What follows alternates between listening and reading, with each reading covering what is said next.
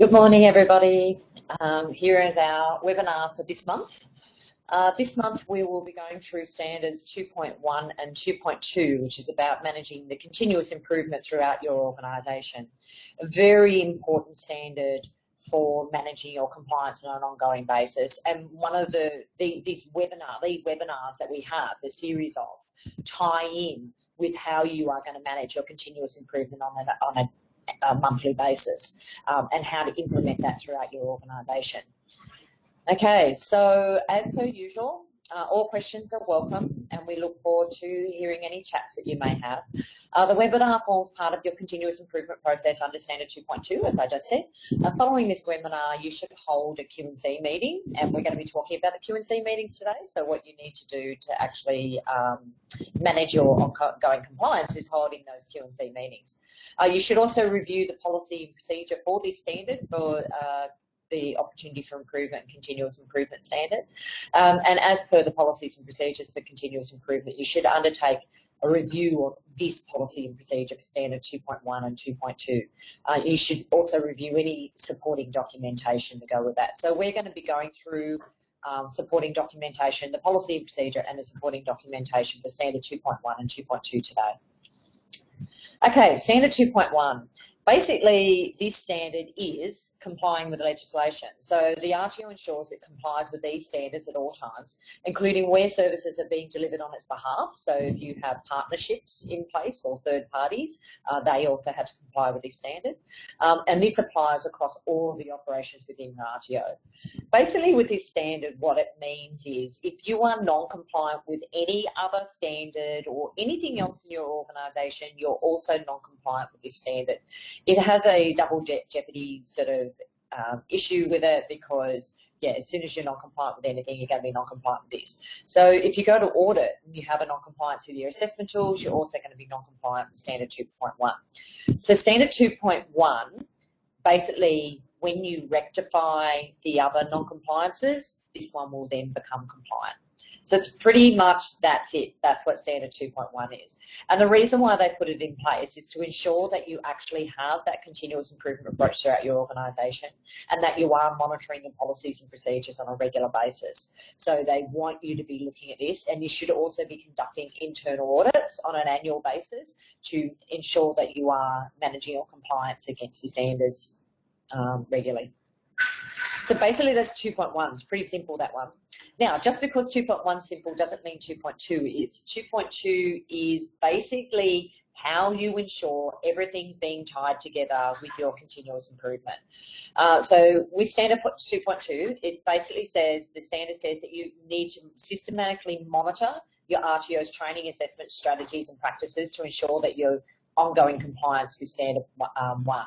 So basically, you need to ensure that you are regularly monitoring complaints and appeals, opportunities for improvement, your training and assessment strategies, your policies and procedures against the standards. Like, it's just basically looking at everything within your organisation and making sure that you are continually improving your practices on an ongoing basis. And that's why it is basically tied to a continuous improvement policy and procedure. And then B is systematically evaluates and uses the outcomes of the evaluation. So that evaluation is collecting data, acting, monitoring and reviewing that data. So not just collecting it, sticking it under a desk, it's actually collecting that data and using that data to improve your practices, and uses the outcomes of the evaluations to continually improve your RTO's training assessment practices. So you should be doing this on an ongoing basis.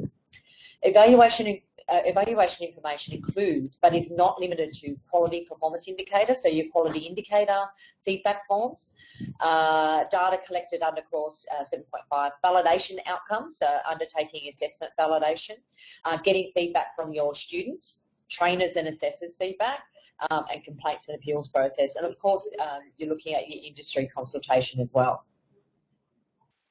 So a simple process for continuous improvement is ensuring that you're collecting feedback from your industry, employers, trainers and students on an ongoing basis. So this should be something you should be distributing on a regular basis. So we have a number of forms that you can distribute. So we've got an industry consultation form, employer feedback form, we've got a trainer's report, and you've got student feedback forms as well.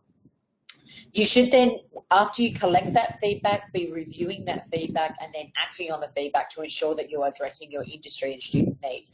So when you collect the feedback, you should be identifying what are opportunities for improvement from this feedback that we can implement into our training and assessment practices.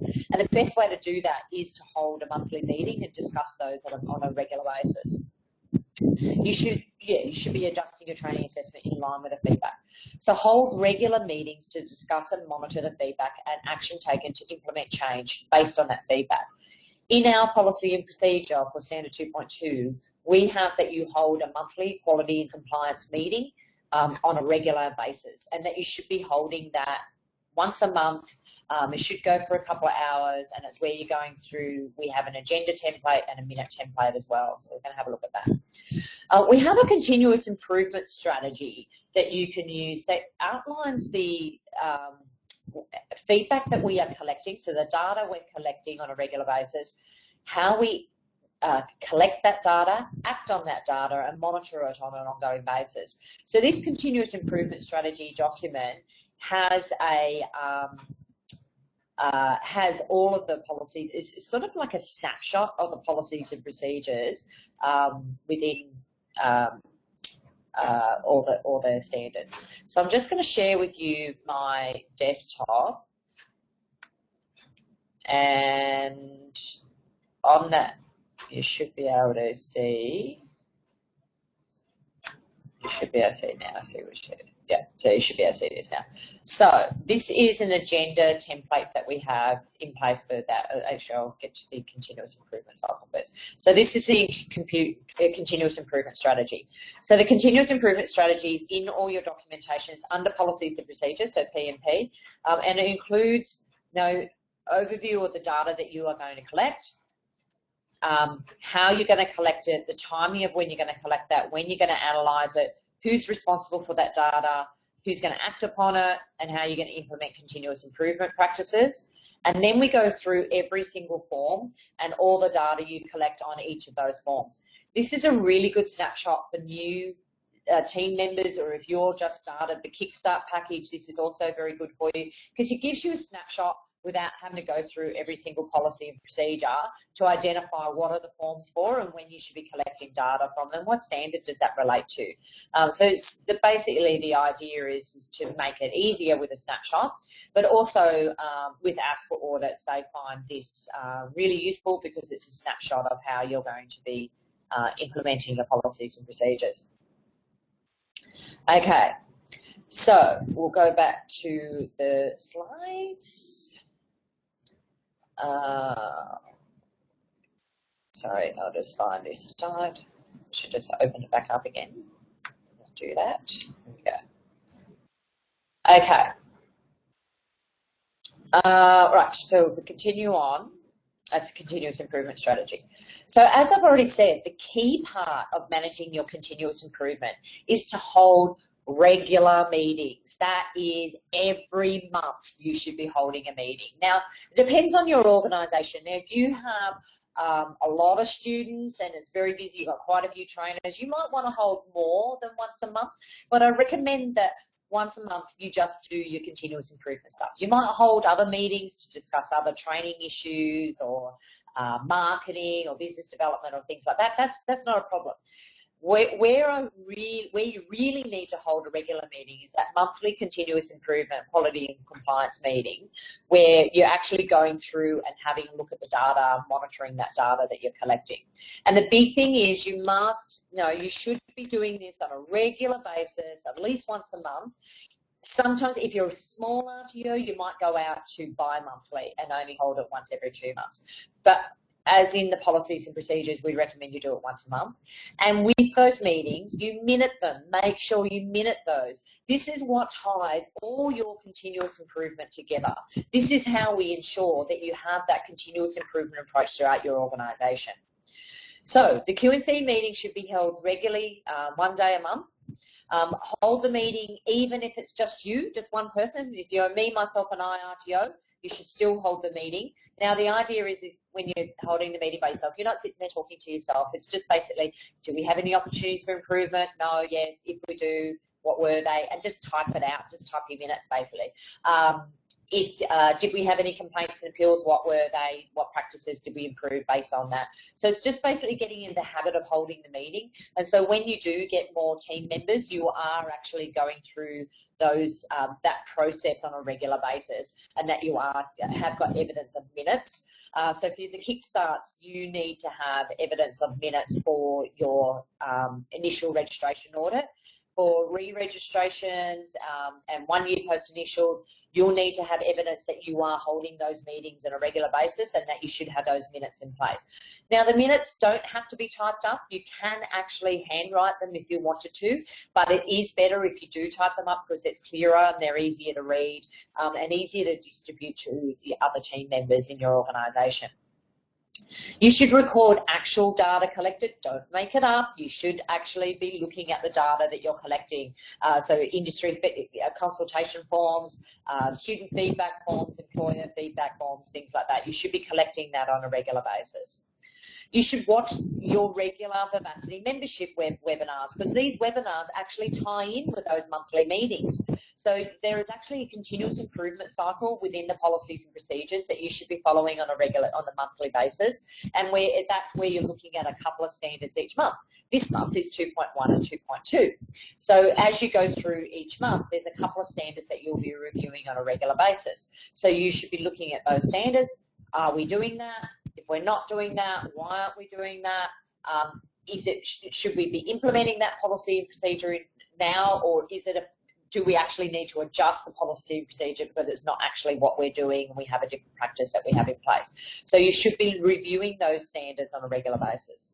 This meeting ties together all of your compliance. It's make sure that all those bits and pieces of info data that you're collecting and brings it together at the monthly meeting so you can minute it and have evidence that you can show at audit. But also, it's not just the evidence that you're showing at audit, it's also you've got information that you can share with the rest of your team throughout your organisation. So if you have trainers and assessors who are off-site, you can minute it and then share those minutes with your team members who might be off-site, who may not have attended the meeting.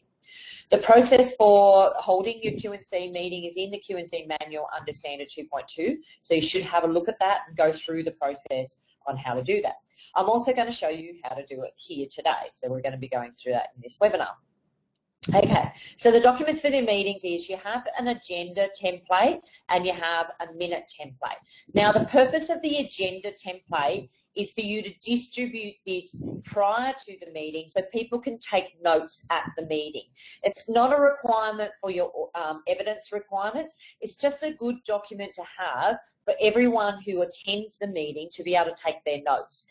Some people just use this agenda template where they take their notes and that's their record of minutes. They don't actually type up their minutes. They just put it on the agenda template. That's fine as well. It doesn't matter which document you put it on as long as you've got a record of it.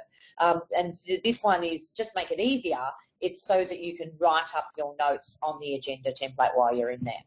Now, the meeting minutes template is for you to actually type up your minutes. Now, some people, what they do is they type the minutes, so they will be at the meeting and they'll type their minutes as they go directly into the minutes template in the meeting. So that way you're typing up the minutes as you're going. So either or, you can use each one or both, depending on what you want to do. So some of the bigger organisations, what they'll do is they'll use the agenda template, take the notes on there, give it to someone to type up those notes and then put it into the meeting minutes notes. So it's up to you which way you want to go, but you need to have at least one of them on record, and it should be an accurate record of your what you discussed at the monthly meeting. So we have standing agenda items that you have at your meetings that you should review every month. And the reason why these are in the agenda is so that you are monitoring your policies and procedures on a regular basis, and you're looking at the data you're collecting on a regular basis. So you're actually getting feedback from industry, students, trainers, wherever you're getting that feedback, and you're actually monitoring that through your monthly meeting. This is in your policies and procedures, so you should be doing it on a regular basis. So the standard agenda items are industry consultation, so any consultation that you undertook in the last month, trainers for a report, so you should be getting your trainer to complete a report on a monthly basis, and that should tie in with your monthly meetings. The quality indicator student feedback form or any other student feedback that you're receiving, you should be reviewing that.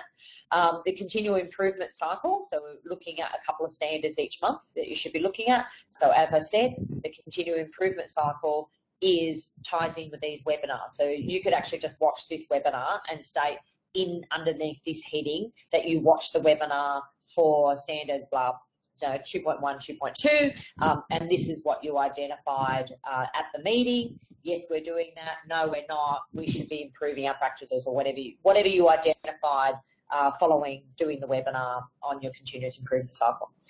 Any general administration and training issues that you might have, so it might be resources, it might be trainers, you need to get a new trainer, it might be looking at changing your assessment tools or making a decision to do assessment validation. So these are different examples of what you could do under the general admin and training issues.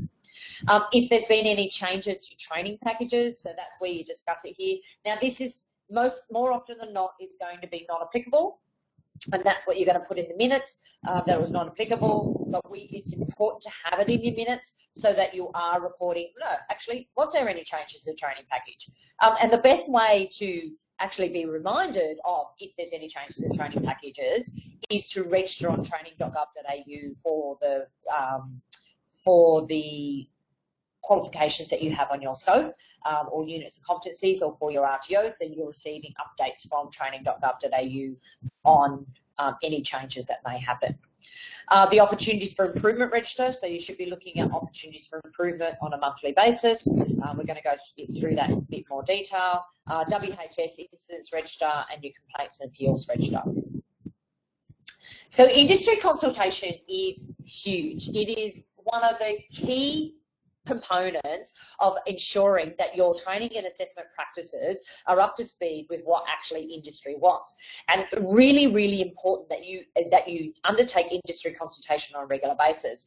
So one of the methods that we have is that you do an industry survey form, and you actually send out that survey form to industry to get some feedback. The best way is actually to sit down with someone and actually go through the feedback form with them and fill it in face-to-face with them, because you'll get a lot better quality feedback by doing that. Now, industry consultation relates to standard 1.5 and 1.6. So there is another webinar on that one. So if you want to know more about industry consultation, you should review that webinar. But the purpose of putting it into standard 2.2 is to make sure that you're reviewing your industry consultation on a regular basis. So it formalises your informal consultation that you may take. I know a lot of RTOs, I know personally when running my own business that I'm consulting with industry on a regular basis through many, many different forums. So it might be through a webinar. It might be a phone call that I have with a client, or with ASQA or industry skills council or something like that. It might be I've gone to a conference or a workshop and I've met someone where I have identified there's some improvements that I can put into my practices based on some feedback that I received from them at the workshop or webinar. It could be you went out to dinner and you met someone who's actually from your industry who could help you and give you some feedback on how to improve your training and assessment practices. There are lots and lots of different ways for industry consultation. It's not just this form, and the policy, the standard actually states for under 1.5 and 1.6 that you must have a range of strategies in place for industry consultation, and the best way to collate that is to review it at your monthly meeting. So when you go to your monthly meeting, what you should be asking, so you should be doing your industry surveys, and you can bring them to the monthly meeting and review them there, but also more importantly is capturing that informal industry consultation that you're doing and putting it into the meeting. And the idea is at the meeting, when you get to this agenda item, you actually ask everyone who's been consulting with industry this month, who did you consult with, what did you discuss, what did you learn And in particular, what did you learn that's going to improve your training and assessment practices? What is it that it might have been your key takeaway from that meeting? Or was it an opportunity where you could actually have a joint venture with them, or you could, they might be a potential client, and how you're going to adjust your training to meet a potential client's needs?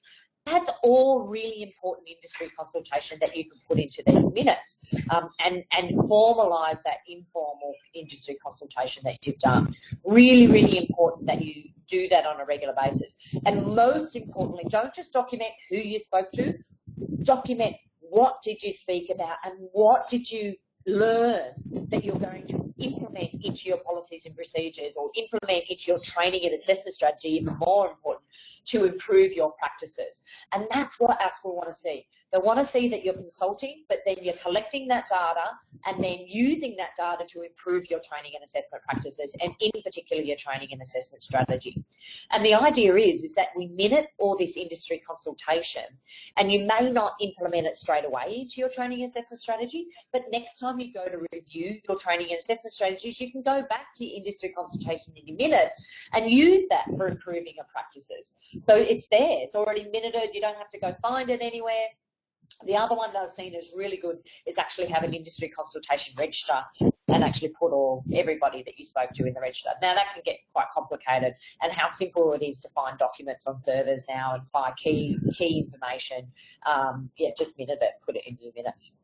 Okay, so I talked about the trainers report. So your trainers should complete a report once a month, and the idea is, in the trainers report, the different questions that are in there are around what was the most challenging student or class that you had in the last month, and discuss that. What was it? How did that impact you in the training room? How did that impact your training and assessment? How did you identify from that issue or concern how to improve your practices? And this is what you should be asking your trainer assessors, and when they're completing this form, that's what they should be doing. What was the best class or student that you had in the last month, and what did you learn from that? Is there some practices that you learned from that that you could actually implement on an ongoing basis? It might be something you learned from a really good student that will improve your practices. Great feedback that we can use for improving your training and assessment practices based on feedback from trainers and assessors. If the trainer is attending the meetings, they should still complete the report. The reason why is so that they're prepared for the meeting, and that you actually have something that you can discuss at the meeting. So it's really important that you should be completing this on a regular basis. Now, if you didn't deliver any training for that month, you'll just put not applicable for that month. But if you did, your trainer should be giving some feedback to you. And it's really good feedback that you can get from your trainer assessor. And if your trainer assessor attends the meeting, they should just present the report and then pull out the key components of that report that they wish to discuss at the meeting, and then you can add that as into your minutes as a document attachment to your minutes. That is your trainer's report for that month. Okay, quality indicators is data that you must collect from every single student. You must distribute to 100% of your students and collect that data, and then once a month you are to submit a quality indicator summary report to ASQA. So you've got to distribute to every single student. Now, some months you may not have distributed a quality indicator form. That's fine. So we just put not applicable for that month. But if you did, then we discuss it. What was the how many quality indicators did we distribute? How many did we get back? And what in general, was there any key components of that feedback that we need to improve our practices, that we could implement to improve our practices? And this is the whole idea of the data that we're collecting, is identifying how can we improve our training and assessment practices. By the way, your quality indicator summary report is due at the end of this month. You'll get an email to remind you of that. You may have already received it. But that is just a summary report that you complete based on the data you've collected, and it's due at the end of this month. You'll get an email from us telling you about the process and what you should be doing, and highly likely you'll get an email from ASQA as well, reminding you that you should be submitting your quality indicator data as well. So really important that you should be collecting that data and identifying opportunities for improvement based on the data collected. This is the continual improvement cycle. This is in your quality and compliance manual, and it actually identifies in this cycle the standards you're going to review on a monthly basis. So one of the agenda items on your minutes is to review the continuous improvement cycle. So it's basically, okay, so for June, we've got standards 2.1, 2.2. For this month's meeting, you will actually discuss standard 2.1 and 2.2. We make it easier. You watch this webinar and go, hey, this is something we learnt. We watched the webinar. This is what you're minuting on your minutes. We watched the webinar for standards 2.1, 2.2. This is what we learned. This is something we're going to implement.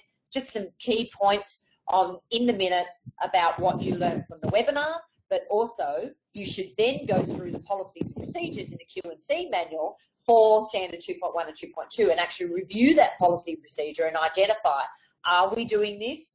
If we're not doing this, why aren't we doing this? Do we need to change the policy and procedure, or do we need to actually get in line with the policy and procedure with our practices? Okay, so that's a continual improvement cycle. Now, you should be reviewing this on a monthly basis. The whole idea of the continual improvement cycle is to review